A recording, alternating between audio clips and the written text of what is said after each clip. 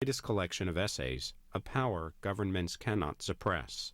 This talk from Brandeis University in Waltham, Massachusetts, is just over an hour. You know, Howard came and read here about a year and a half ago for us, and not long after he read, I picked up a book called World Beware about the current state of American politics, written by a man who coined the phrase counterculture. And I found out that he couldn't find a single publisher in the United States to pick up his book. There was not anyone who would touch it. I think people get the impression that as long as books like If I Did It by O.J. Simpson can get published, anything can get published. And it's not the case. So tonight we're here to celebrate something very, very fortunate, that books like this can be published. A Power Governments Cannot Suppress can be published by amazing presses like City Lights, and we can hear the voice directly of some of the greatest statesmen living in the United States today, some of the greatest intellectuals, and I'm proud to introduce one of them now. Please welcome Howard Zinn.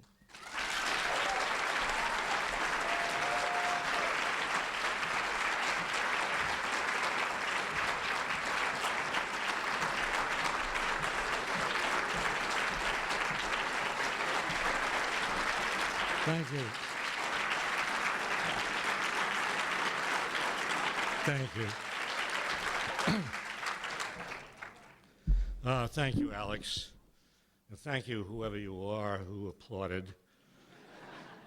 If you didn't applaud, thanks anyway.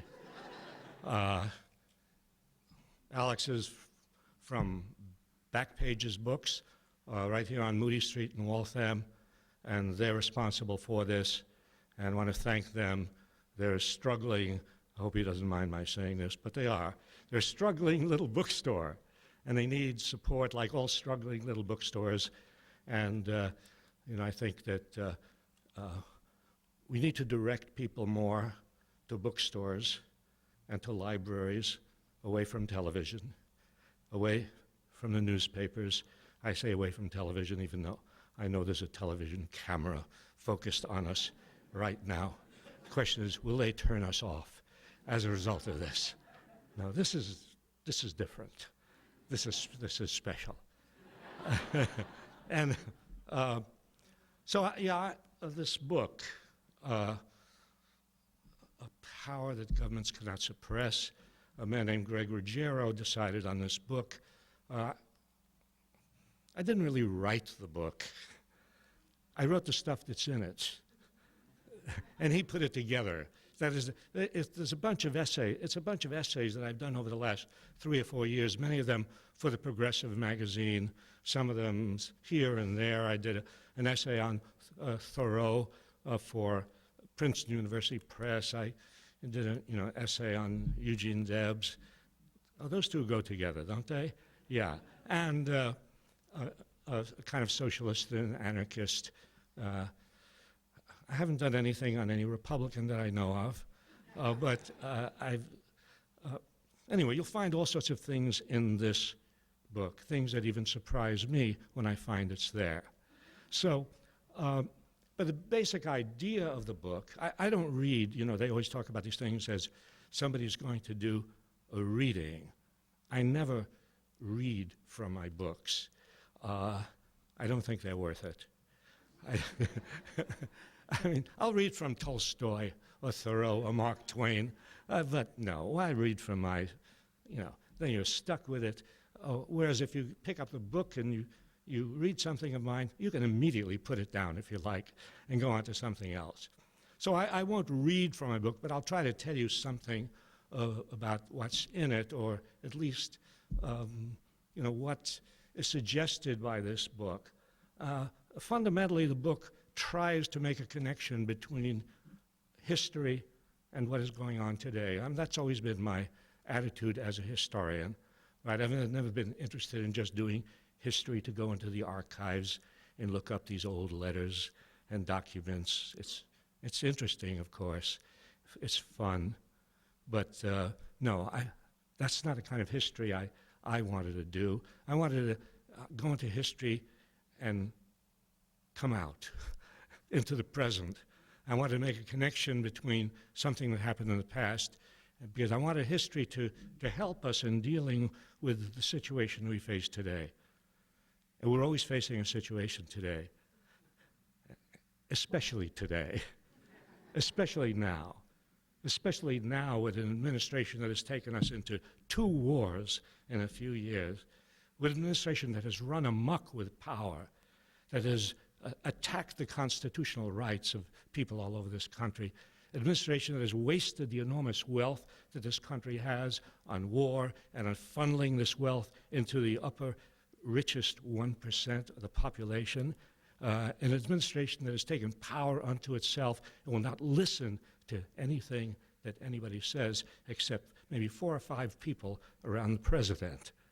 So we're in a situation now where we, I think, desperately need to learn something from history, because I feel that if people of the United States at that moment when George Bush got up before the microphone and said, you know, we must go to war, 9/11 took place, terrorist act took place, and therefore we must go to war against Afghanistan.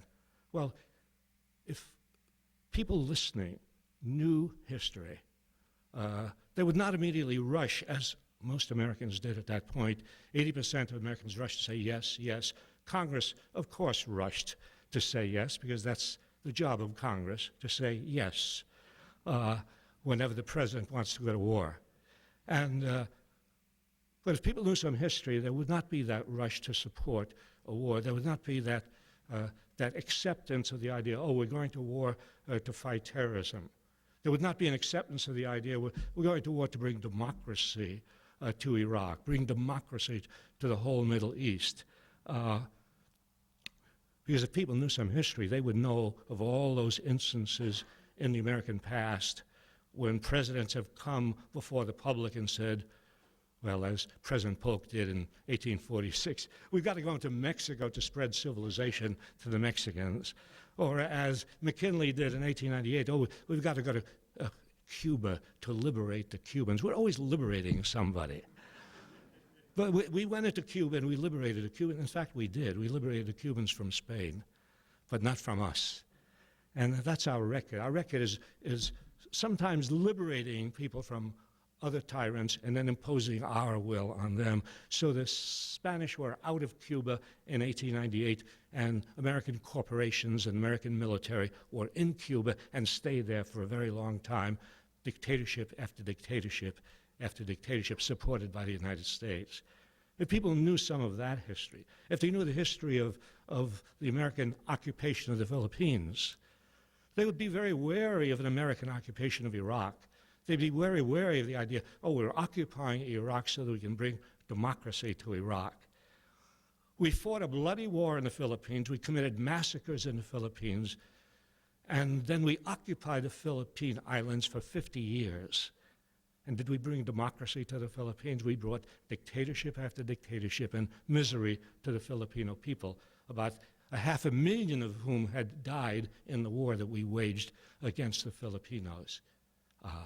And of course, the history then into the 20th century, into the Marines going again into the Caribbean.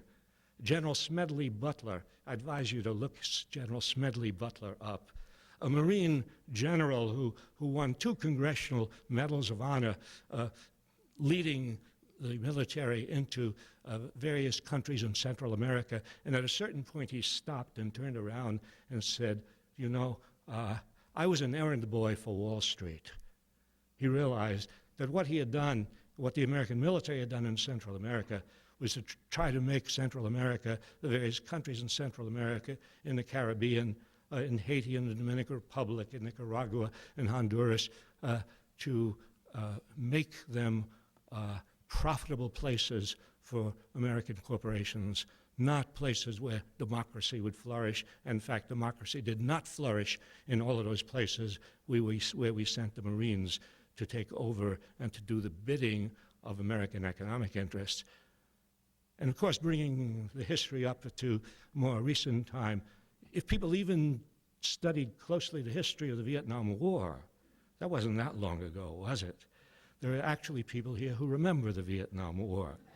despite the attempts of the media to forget the Vietnam War, despite the attempts of our political leaders. You know, when we went into Iraq the first time in 1991 and won this quick, smashing victory, a splendid little war, just like the Spanish-American War, a very quick, victorious war, and George Bush said, Senior, that's the smarter one.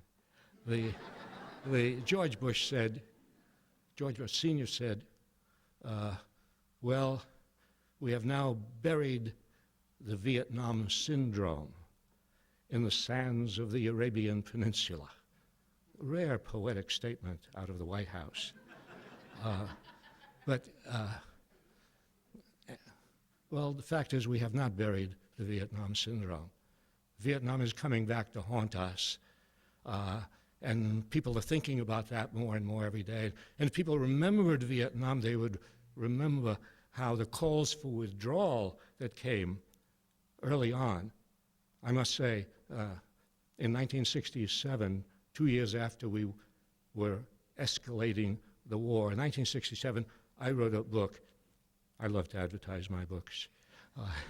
I'll try to resist it later on, but I can't resist this one. In 1967, I wrote a book called Vietnam, The Logic of Withdrawal. And mine was, I must say, the first book. There had been a number of books on the war in Vietnam, and mine was the first book that called simply for the United States to get out, not equivocating, not setting timetables, not saying we'll get out if and when. We're not going to go to Paris and negotiate for 5 years or 6 years. We just have to get out. And the arguments against that at that time were the same as the arguments today when people say, as I say, and as a number of people have said, as Congressman Murta, a Vietnam veteran, said, right? Said, no, we must just leave. We don't belong there. It's not our country. Get out of there. Let the Iraqis determine their own destiny. As difficult as it will be, but we are making it more difficult by our occupation. And the arguments then were the same. Well, we can't do that. There'll be chaos. We can't. There'll be chaos in Vietnam? There was chaos in Vietnam. We were bombing Vietnam into eternity. We were destroying Vietnamese villages. We were destroying their land. We were killing their people. Ultimately, 2 million people died in Vietnam, and we mustn't leave because there'll be chaos in Vietnam. So we stayed. We didn't leave. In 1967, when a few of us were calling for withdrawal, we stayed, and what was the result? Another 30,000 American dead, another million Vietnamese dead.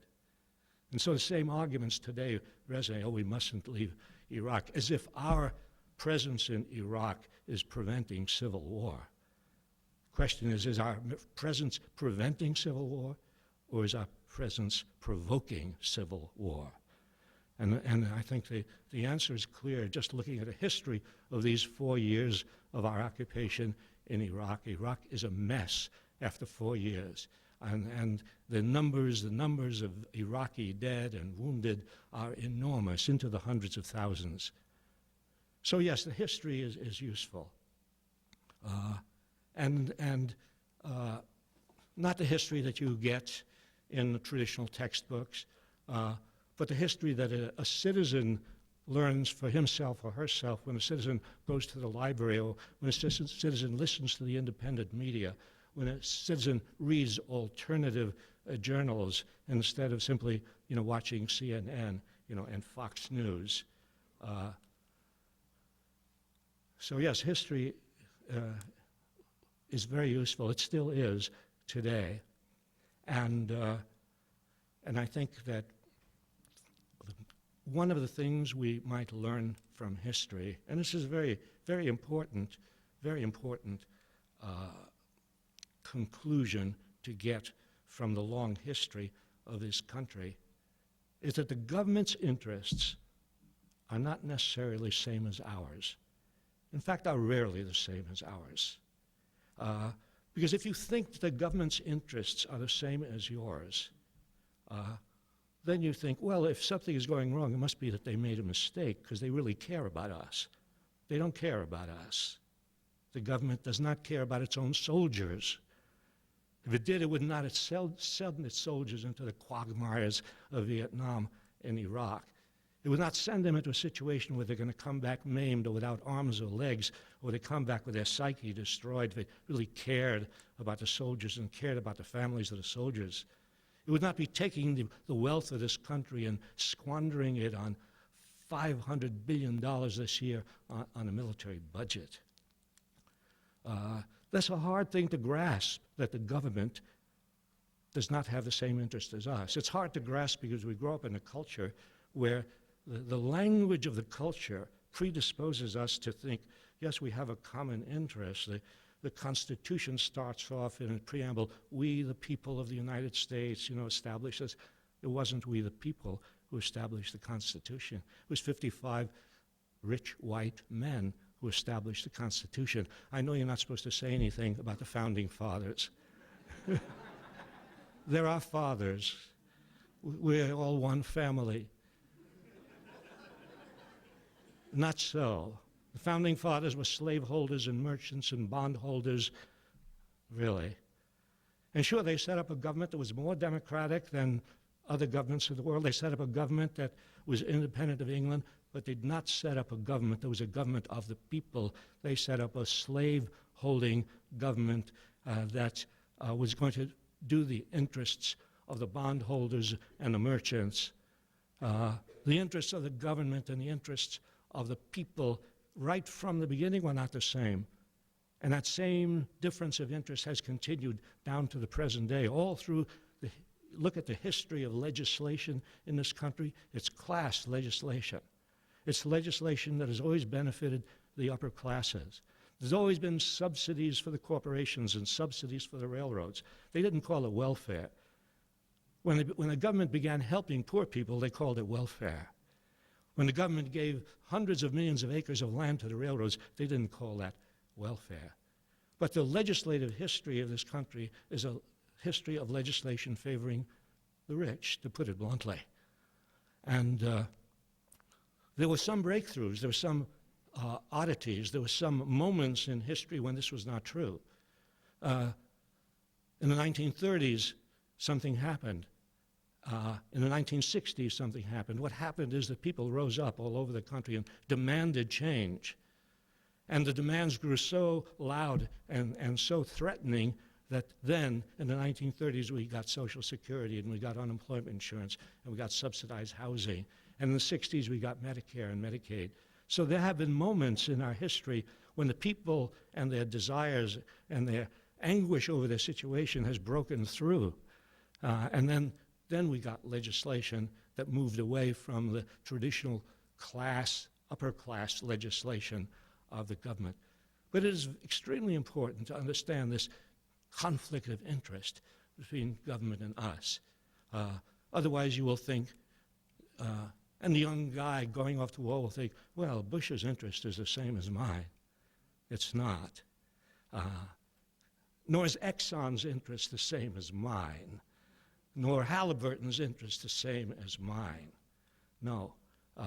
That's a very important thing to learn, I think, from history.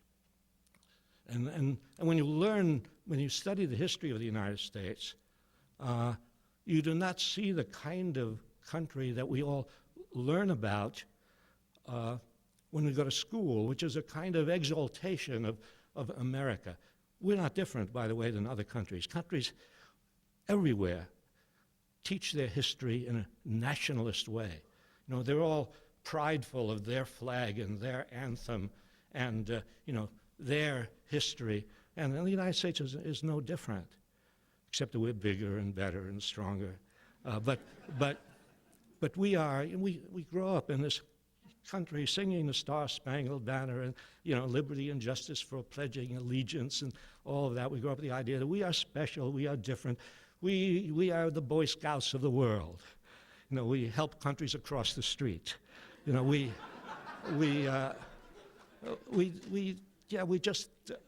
good. We have our little problems, like slavery, maybe. Maybe we weren't nice to the Native Americans. You know, we have our little problems, but basically we're okay. Well, when you look at the history of this country, we were not. We were not. We destroyed Indian civilizations. We expanded into the Caribbean. We expanded into the Pacific. We sent our young people to war again and again.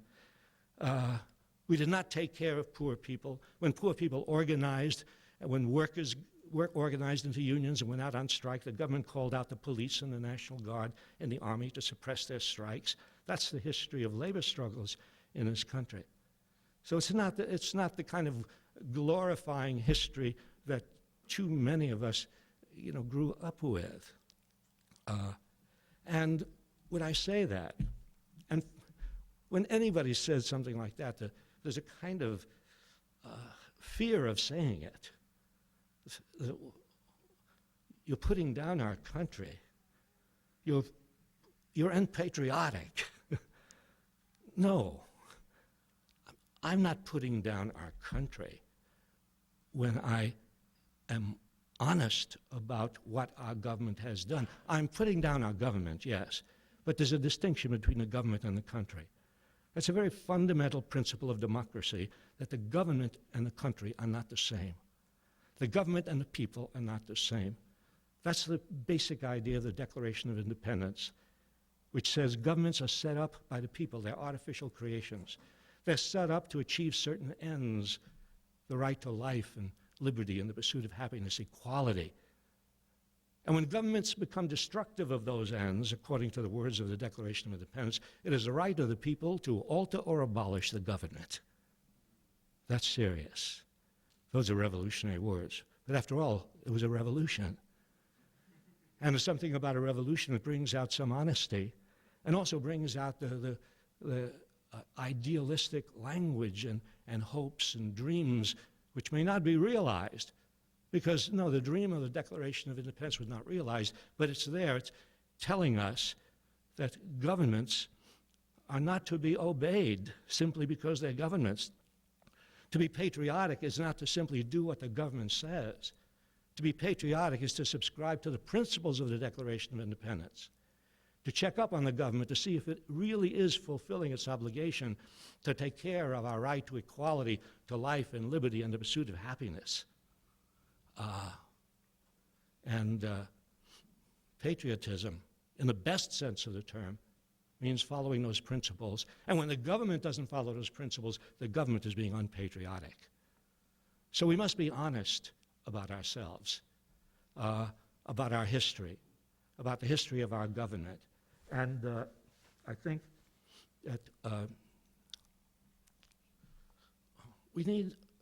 maybe we need some confession on the part of our government leaders, an acknowledgement, you know, like in Alcoholics Anonymous, where they get up before, you know, and confess, yeah, maybe, you know, Cheney and Bush and the others should get up, you know, form a group called Imperialists Anonymous,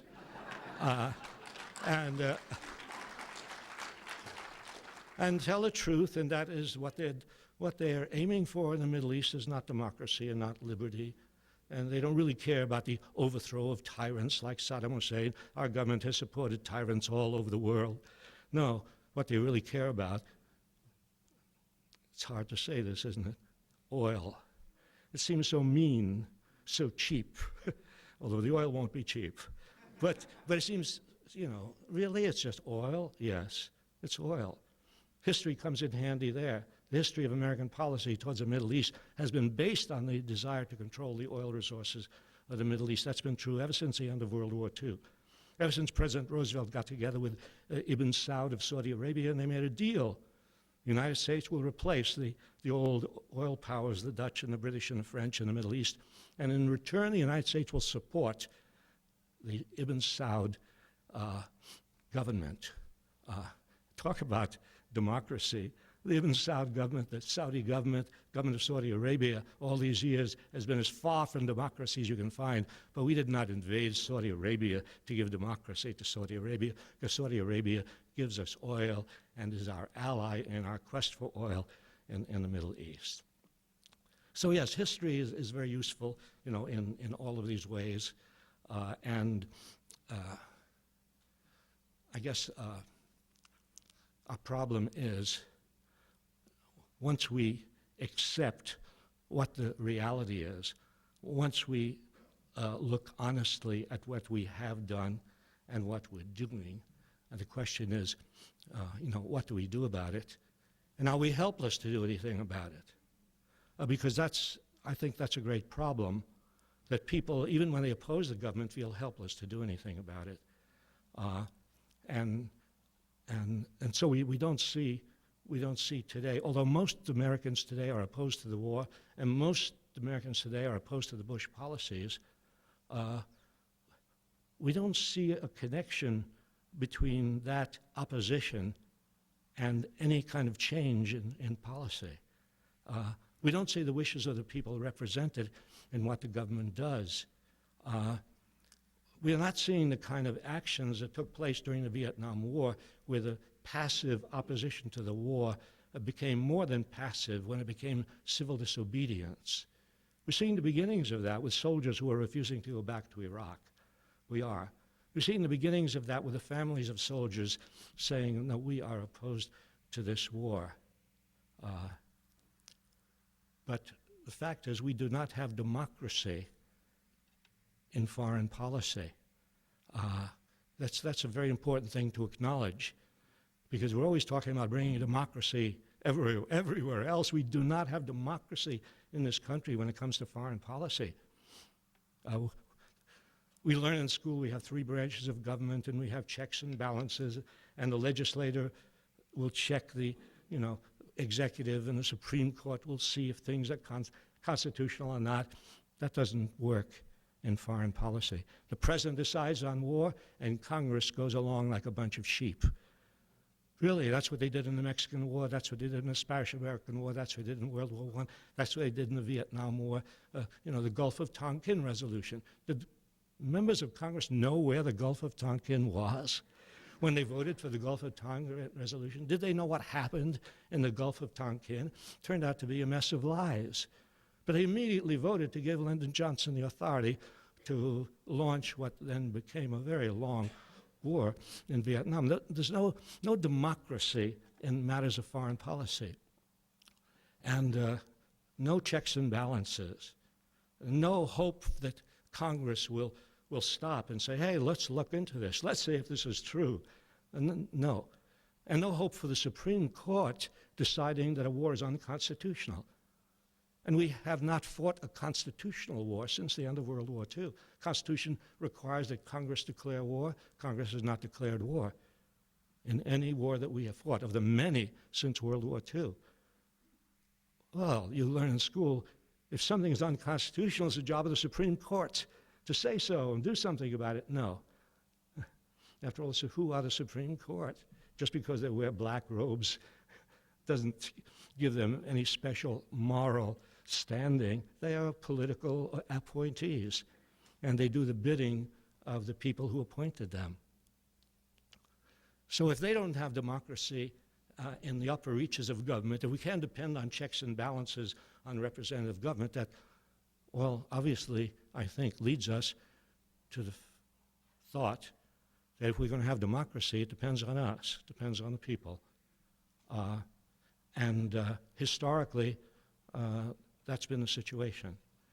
Historically, when working people found out that the government is not going to do anything about the 12-hour day, they organized, they went out on strike, and they won the 8-hour day. When black people in the South saw that the government, not just the state governments, but the national government, was not going to do anything about racial segregation or brutality in the South, then black people organized, they demonstrated, they went to prison, they were beaten, some of them were killed, but they created a national commotion which finally brought democracy alive. And that's the situation we're in today. We need to bring democracy alive today, and it requires the actions of ordinary people. And we mustn't despair about the fact that the government has all the power. The government has the FBI.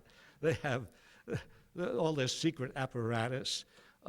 They are watching us. I don't think I'm paranoid. They really are watching us. And they love that. So our job is to watch them. And we have to understand that despite all the trappings of government which indicate that they are all powerful, they have the military, they have the money, they have the security apparatus and so on, fact is, historically, and here's where history comes in handy, the most powerful governments have had to change policy when the people demanded it. When an outcry grew so great, when the pressure from below grew so great that it became threatening to the government, then the government had to change policy. We have seen governments toppled. We have seen tyrannies toppled all over the world that seem to be impregnable. You know, in the Philippines, suddenly a dictatorship. Marcos is totally in charge. He wakes up one morning and there are 1 million people in the streets. He leaves. Really, this has happened in place after place. In Haiti, Duvalier jumps on a plane, quick, get out of here, because the people are rising up. The fact is, governments, like all powerful entities, are vulnerable. The government needs people to obey it in order to keep power. When people stop obeying, the government loses its power. Corporations need people to work for it. When people stop working for corporations, then the corporation is helpless. We saw this in the 1930s, General Motors and Ford, huge corporations. We're not going to have a union here. But when the workers left the factories, or even when they sat in the factories and wouldn't let production go on, General Motors was helpless. And so it's important to keep in mind that the power of the establishment rests on our obedience. When we start disobeying, and that's where Thoreau comes in, and that's where the great people in our history come in. That's where Helen Keller comes in, and Emma Goldman comes in, and Mark Twain comes in, and Eugene Debs, and Fannie Lou Hamer, and Martin Luther King. That's where they come in. When that happens, then something will change. And our job is to participate in that process. At this point, to light a fire under these wishy-washy Democrats who have just won an election and who are sort of falling back timidly, and they want to pass non-binding resolutions. How about a binding resolution? How about, yes, you know, how about holding hearings on impeachment? Impeachment. I'm talking about a double impeachment. I'm talking Bush and Cheney because, you know, they go together. And no, impeachment is not a radical solution. Some people act as, oh, impeachment. They tremble at the thought of impeachment. Some people up, you know, in the high reaches of the Democratic Party, oh, we mustn't talk about impeachment. Impeachment is a constitutional measure. It's right there in the Constitution. The president may be impeached for high crimes and misdemeanors. What Bush has done, does that not match the requirement of high crimes and misdemeanors? Sending us into war, lying to us, taking away our liberties, taking away the lives of thousands of Americans and subjecting so many of them to mutilation and a terrible future. Does that not meet the requirement of high crimes? We have to talk to our congressmen or congresswomen. We have to talk to them, let them know how we feel. We have to beef them up and stiffen their spine and tell them to get going because it's a situation that cannot be tolerated for too long. I have to stop soon because I have to give you a chance. And although the orthodox definition of free speech is that the speaker speaks for 50 minutes and gives the audience 5 minutes. Freedom of speech. Freedom of speech means, the president can speak to 14, 30 million people. I can speak to a few hundred. It's a free country.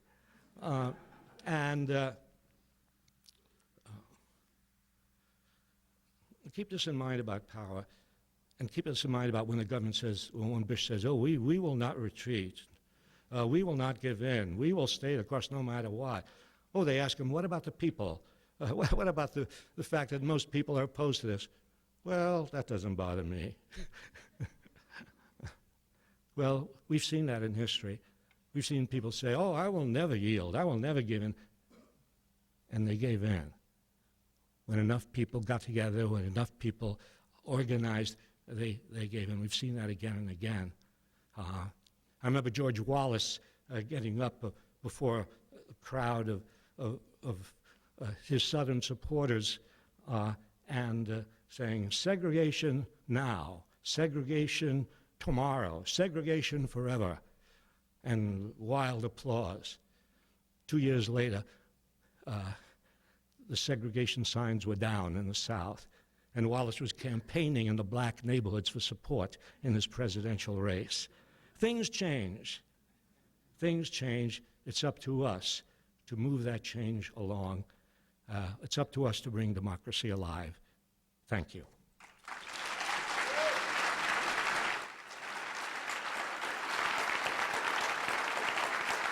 Yeah. Thank you.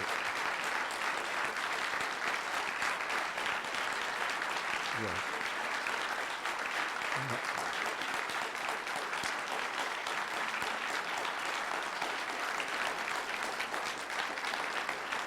Thank you.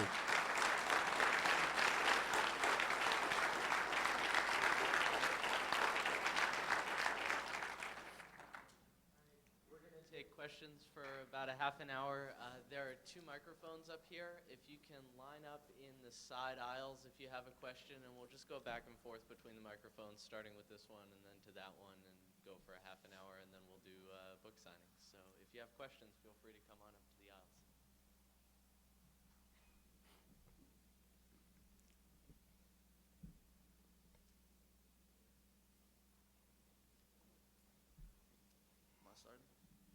Okay. As you know, I came from Mansfield, Ohio, just to ask you this question, so I'm going to try to make it good. And I took off the Yankees hat, so.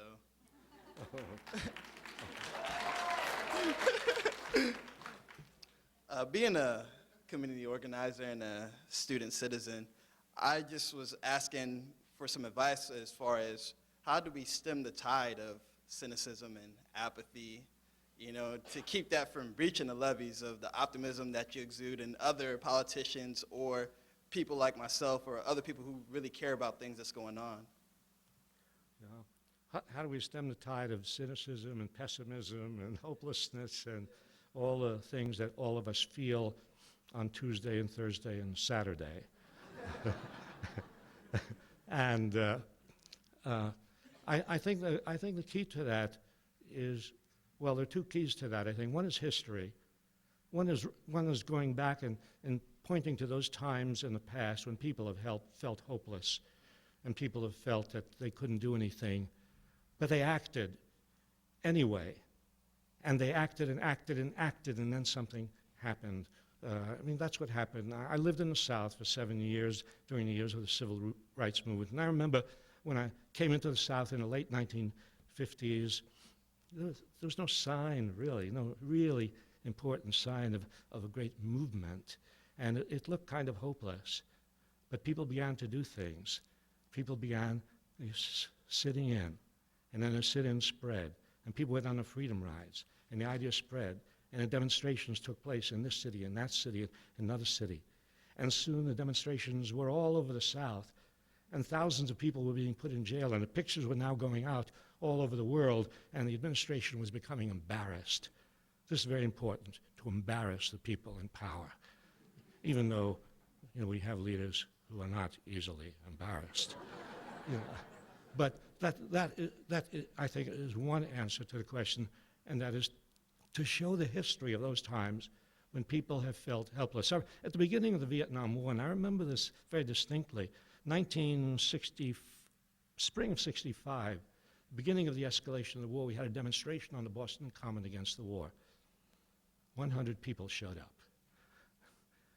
And a few years later, well, October 69 actually, another anti-war meeting on the Boston Common, 100,000 people were there. The movement grew, it grew and grew because people didn't give up, people persisted, and people understood that all movements start small and all movements start with a kind of hopelessness and a feeling, you know, what are we doing? But if people persist and persist and persist, there's a chance that something may happen. The other thing, I said there were two, right? So I shouldn't forget the second. Very often this happens in class. You say, I will now tell you the 5 causes of the American Revolution. After number 3, the teacher falters. But I can remember 2. That's as high as I go. And my second point is to overcome cynicism and a feeling of helplessness, surround yourself with active people, people who are doing things. When people don't do anything, it's very easy to get hopeless. When people are acting, even if the action doesn't seem to bring anything immediate, but after all, there's something about resisting the authorities. There's something about speaking your mind, about being honest about what you're doing, even if you don't see any immediate results. There's something about that which is very satisfying and invigorating, and it invigorates other people too.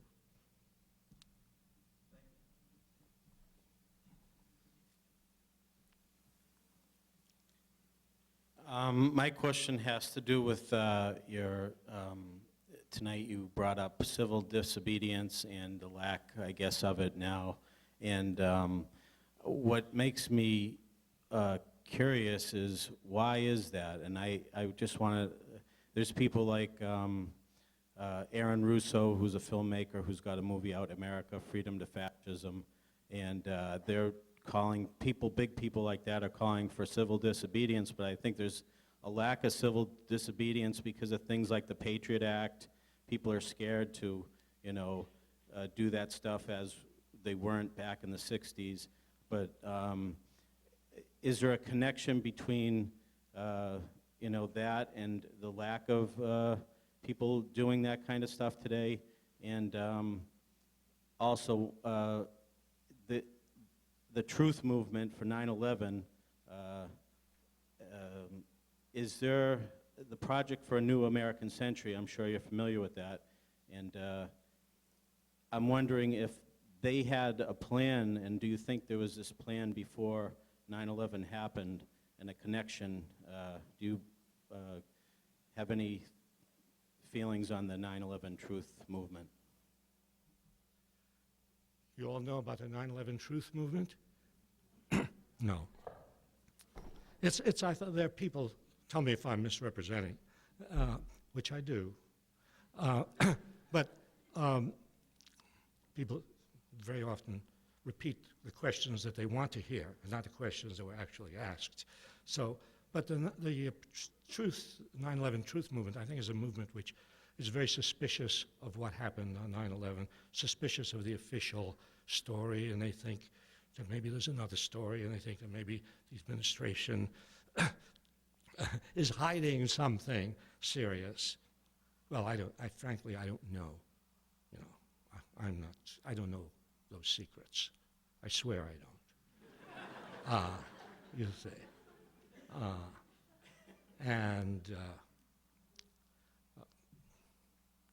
I'll just say this about 9/11. The administration has used 9/11, has used it to scare people and to do what it wanted. What it wanted was to move troops into the Middle East where the oil is. It wanted to set up military bases in the Middle East, and it used 9/11 as a wonderful opportunity. It wasn't going to do anything about terrorism. It's very obvious now to simply follow the events of 9/11 by bombing Afghanistan did not reduce terrorism. In fact, it increased the possibility of terrorism. We have, by our actions in the Middle East since 9/11, largely increased the number of terrorists in the Middle East and in the world. because we have antagonized so many people. When you bomb people, you antagonize them. When you invade people, you antagonize them. You make enemies. You get people angry. And out of the anger of millions of people, a small number of them may become terrorists.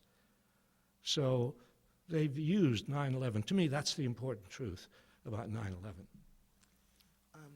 The last speaker mentioned the Patriot Act. Yes. In the past couple of weeks, the Bush administration has fired 10 or more top attorneys in the Justice Department, and under a secret provision of the Patriot Act has been replacing them without congressional approval and with basically no oversight. So my question about that is, you mentioned that we should bring people bring people to justice through basically impeachment and such things. What happens though if when the legal system is no longer responsive or refuses to take action or is filled with figureheads that will not act? What can we do then if the actual institution does no longer can deliver that justice that is necessary and needed? That's a really important question because it represents reality. That is, the reality is that the system of justice is no longer, if it ever was really, something you could turn to be sure that the justice system would protect you and protect your rights. This has only rarely been true in American history. The justice system has been like other parts of the government and generally beholden to powerful interests. And now, worse than ever, and now the Bush administration has taken total hold of the system of justice, and it's using all the federal court appointees on the district court level and the appeals court level. It has the Supreme Court in its hands, partly with the collaboration of the Democratic Party, which caves in instead of fighting the Republican nominees. And so, yes, what do you do when you can't depend on a system of justice to redress your grievances? That's where civil disobedience comes in. That's where popular action comes in. And that's where you go over the heads of the courts and you appeal to your elected representatives, since the people in the Justice Department are not elected, they're not beholden to anybody, they often have lifetime jobs. Your representatives at least have some commitment to represent their constituencies, and that's why the putting pressure on your representatives to be in holding impeachment hearings and to demand cutting off of funds for the war and bringing the troops back as fast as possible. I think that's a way of bypassing a recalcitrant and reactionary justice system. Thank you very much. Yeah, the U.S. does seem to have used the fear of terrorism really well, and yet the hypocrisy of the current government around defending the terrorists who have been attacking Cuba by putting the Cuban Five in jail for having exposed what they were doing seems like a lesson that people really need to hear about in this country, and yet there's been such silence. And I'm wondering if you could say a little bit. I know you wrote a wonderful chapter in a book, Superpower Principles, kind of on the background of U.S.-Cuba relations, but I'm realizing a lot of people don't know about these five guys locked up. Yeah, that's one of those things that have happened that nobody ever hears about, and people are locked away. And they've been locked away for years. And they're five Cubans, right? You correct me if I'm wrong about any of these facts, because you obviously know. You see, usually the questioner knows more than the replier. And but my recollection, these are five Cubans who infiltrated the sort of the anti-Castro network in Miami because terrorist acts were being committed against Cuba. They have been, in fact, ever since Castro took power.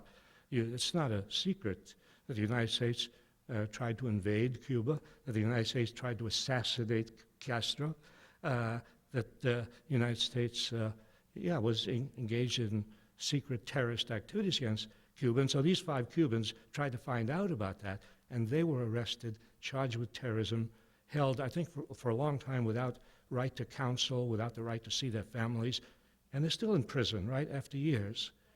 And so there are these things that go on that so many of them that you never hear about, and the press, of course. You cannot really depend on a major media to report on these things. So we depend on people like you to get up before the microphone and to tell people about it. I'll tell you what, I'll leave some postcards in the back table if people want to send just notices to their Congress people. There's information on them, and then they can sign them and send them off to Congress, because it's just so egregious. But thank you.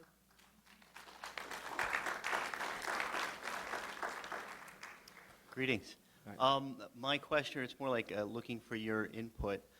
Looking at George Bush and the way he got into office, I see that a large part of that came from the backing of fundamentalist religious groups, and that their strong desire was to impose their religious beliefs on the legislative process so that they could change the laws of the country so that whatever their religious beliefs are, that would be what the laws of the country were. And I'm just curious as to what your thoughts are on the whole role that fundamentalist religion had to do with putting Bush in power. Well, we've never really had a separation of church and state in this country, no matter, they talk about it as a principle of American democracy. It's never been real. I mean, the presidents have always taken their oaths on the Bible. The God has always been invoked all the time. Any president who wanted to invade any country has said God told him to do that, because God studies the map and decides where we will invade.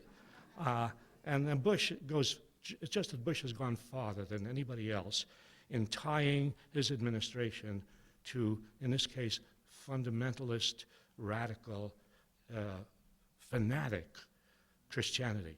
There's a different Christianity. There's a Christianity which is not fundamentalist. There's a Christianity which is not extremist and fanatic. There's a Christianity which is humanist. And, I mean, look at the Catholic anti-war people.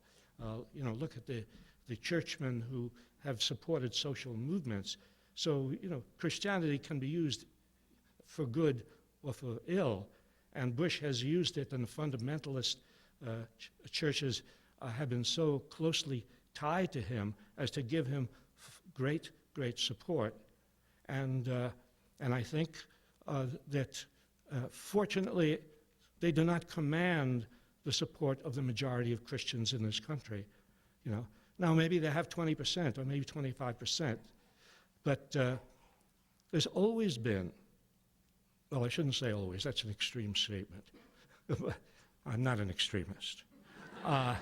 There has been for a long time a fundamental core of immovable right-wing sentiment in this country, which probably accounts for 25 or 30% of the population. And there's probably little you can do to move them. The problem is to move everybody else. And when you move enough other people who are not transfixed by this pseudo-religious idea that God is on the side of imperial power, you see, then it's possible for religion to play a positive role. I have one comment and one question. I'm a combat veteran who was abused by his own people while serving in the military, and a lot of us who face similar things tried to go to our congressmen and senators, and they've refused to meet with us. We've also gone to the press, and they refuse to air what we have to say, which brings me to the question, do you have any advice on other ways to get things public? We've tried rallies, and that so far hasn't worked a lot either. To get things published?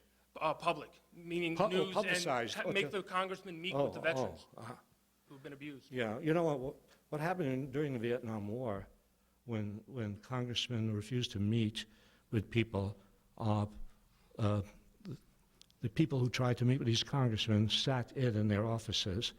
They went to see them and they wouldn't leave. I mean, that's an act of civil disobedience. And that brought attention. And that sometimes embarrassed the congressman into finally meeting with them. But when the orthodox channels don't respond, then you have to go outside the orthodox channels. But the orthodox channels do not fulfill the requirements of democracy. So, there are things that can be done. They're hard. They take risks. You may be very well, may be arrested and so on. But in times of crisis, That's what people do. People did that in the South during the movement there. People did that during the Vietnam War.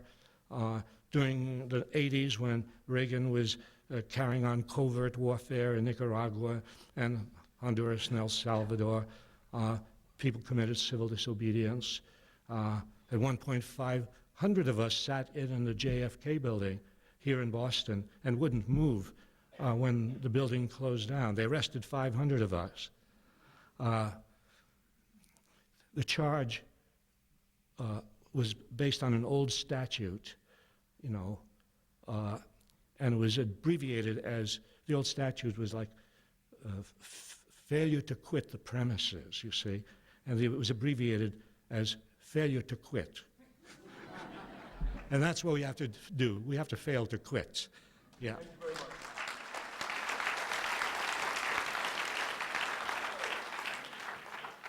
A quick question and then a longer question or two. This is driving me nuts. I've been an admirer of you for over 30 years. So you want to drive me nuts? I'll try. Yeah. Sure, I'm older than many of the people here. 30 years ago when I was in school, we read a book by you. I can't remember the name of it, about Vietnam, and I don't believe it's Vietnam Logic. It's another book. It had like a red, it was a paperback, had red in it. And I was trying to look for it today. It's driving me nuts that I can't remember the name of it. Because I hope I can find it. Neither can I. I know it was written by you, though. You sure? My second question is, if I understood you correctly, you were mentioning that government is sort of for the wealthy and the upper. On the other hand, I've heard, not that I'm disputing you, people like Ted Kennedy and maybe Michael Dukakis and others being ones that have been sort of there to help the underdog, the immigrant, somebody that don't have money, giving out free, free food stamps or free way to those people. Do you agree with that or disagree with that? Agree with? The fact that Kennedy and some of those other people are sort of on the other end of what you were saying, where the government serves the rich rather than I see. And thirdly, who do you see as a good president for the next? Thirdly, I only heard one. You're skipping one. Okay. The book was the other one. Oh, the book. Oh, I see. Okay. Who do you would like to see be our next president? Who would I like to see our next president? And the comment Well, about the Kennedy. I'd just soon have a lottery and choose somebody from this audience. And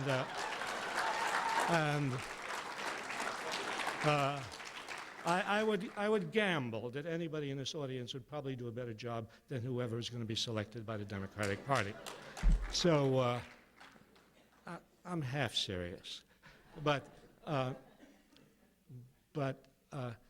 to your question about, what about Kennedy and Dukakis and so on doing good things for the poor? Well, yeah, there are congressmen who are better than other congressmen. There are congressmen who are more liberal, and there are congressmen who have a better idea of what our tax structure should be and so on.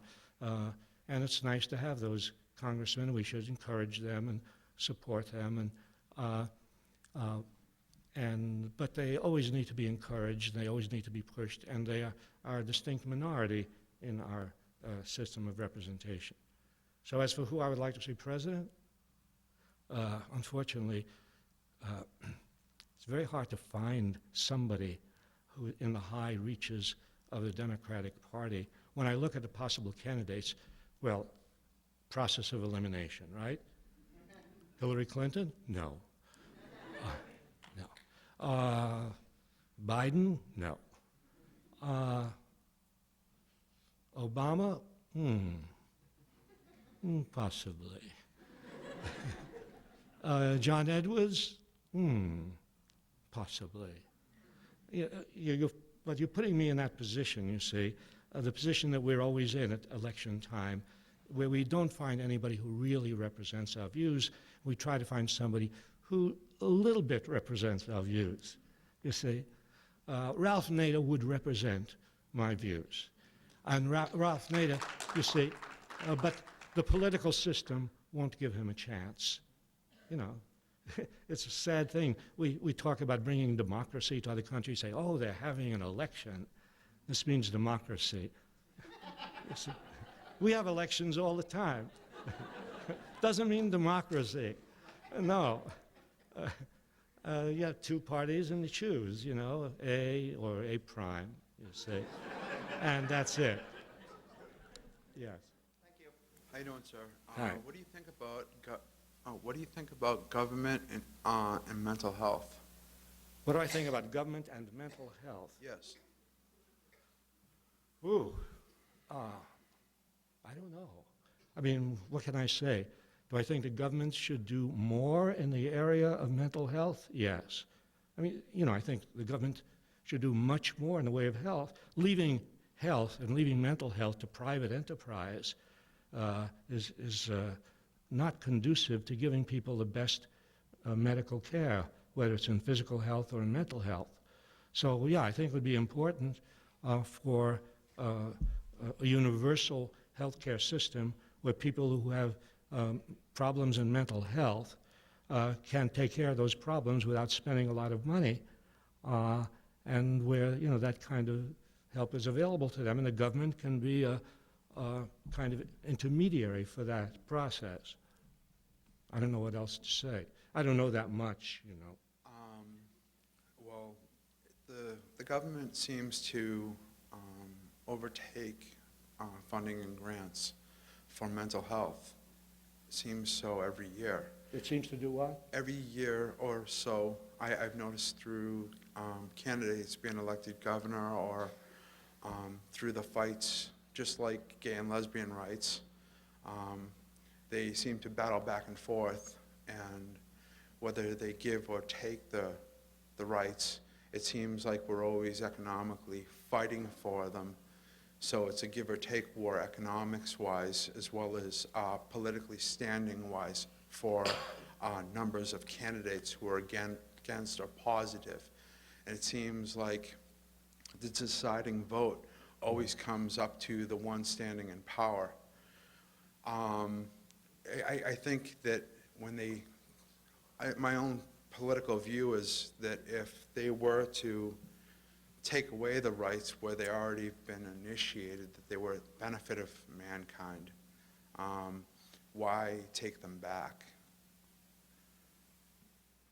Well, What gives them a right to do so over short notice? well, all I can say is I think you should find people who agree with you about the mental health situation and organize and campaign for what you believe in. Are we near the end of our rope? I mean, at the end of my rope. Yeah,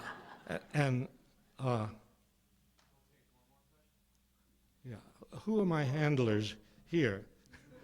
Alex, what is our situation with time? One more question and we'll do book signing. Okay. Good evening. Hi. I'm a second semester senior here at Brandeis, which means I'll be graduating this May. For the past 4 years, I've been taking courses on justice and liberty and doing case studies on developing nations being taken advantage of by multinational corporations and writing papers about the dominating power of money, interest, and this and that. But now it's time to graduate and get a job. And those things are all well and good from behind my desk in my room, but when I look at my job options for next year, realistically, a lot of the things I'm looking at are consulting firms or jobs in the financial world. And I know I have a lot of friends also who are more politically liberal, who are taking jobs in investment banking and fields like this, not necessarily firms that have 30 records human rights wise or something like this, but certainly part of what you're talking about. So someone like me who's more on the fence, I think I'm stuck in an ethical dilemma. I'm not exactly sure, where one goes in this situation. So I don't know if you have 2 minutes to talk me out of working for corporate America. What would you say?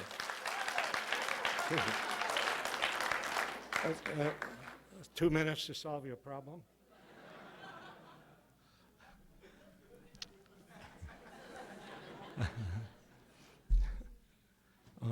Actually, we all face that problem. We have to make a living, and we want to do something good in the world. and we have to find ways of doing it. Sometimes you can make a living, and in the way you make your living, you could do something good in the world. If you're only a small number of people are lucky enough to be able to do that.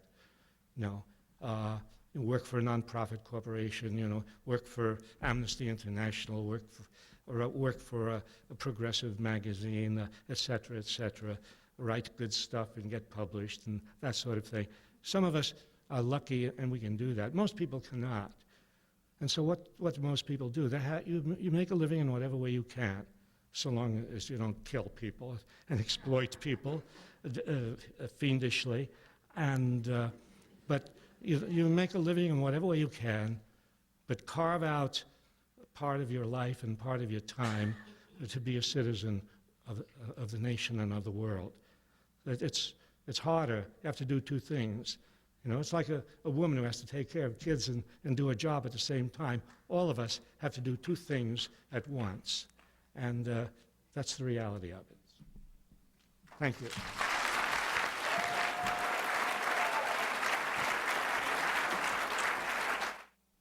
Howard Zinn is author of A People's History of the United States. His latest is A Power Governments Cannot Suppress. Learn more at howardZinn.org.